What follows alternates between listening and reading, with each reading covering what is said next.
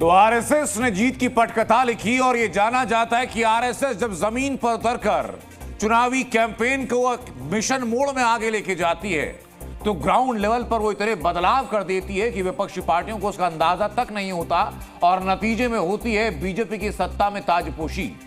और वही कार्यक्रम इस बार आरएसएस ने लॉन्च किया था दिल्ली में और इसका नतीजा आज देखा गया। इसके पहले हरियाणा इसका गवाह रह चुका है, राजस्थान इसका गवाह रह चुका है और अब अगले 2 मिशन आरएसएस जो ठान चुकी है वो है बिहार का मिशन और पश्चिम बंगाल का मिशन। लेकिन अब उस सीट की चर्चा मैं करने जा रहा हूं जिस सीट की चर्चा एक तरफ और पूरे दिल्ली चुनाव की चर्चा एक तरफ। दिल्ली में भले ही आम आदमी पार्टी हारी लेकिन इस हार की गूंज दूर तक सुनाई देगी और विपक्षी राजनीति अब काफी हद तक बदलने की संभावनाएं, क्योंकि दिल्ली चुनाव में आपकी हार की बड़ी वजह कांग्रेस भी रही है।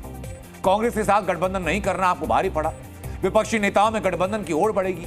इसके साथ विपक्षी नेताओं के तौर पर क्या राहुल गांधी का कद बढ़ेगा, इस बात को लेकर संभावनाएं जताई जा रही है। और संभावनाएं इस बात की भी कि अब क्षेत्रीय पार्टियां कांग्रेस पार्टी के साथ गठबंधन पर जोर देंगी। विपक्षी नेता के तौर पर अरविंद केजरीवाल का चेहरा कुछ हद तक कमजोर हुआ।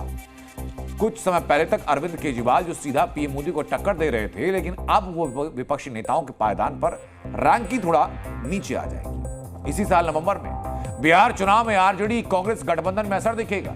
इसी तरह बंगाल में भी हो सकता है कि ममता कांग्रेस के साथ आए, क्योंकि उमर अब्दुल्ला ने कह दिया कि मिलकर नहीं रहोगे तो ऐसे ही हारोगे। बताता हूं मैं आपको कि इसका नेशन वाइड इंपैक्ट क्या है और अब तक भारत में कहां-कहां बीजेपी अपनी सरकार बना चुकी है। दिल्ली जीतने के बाद अब देश के करीब 70% हिस्से पर बीजेपी या बीजेपी के किसी गठबंधन के साथ सरकार बन चुकी है।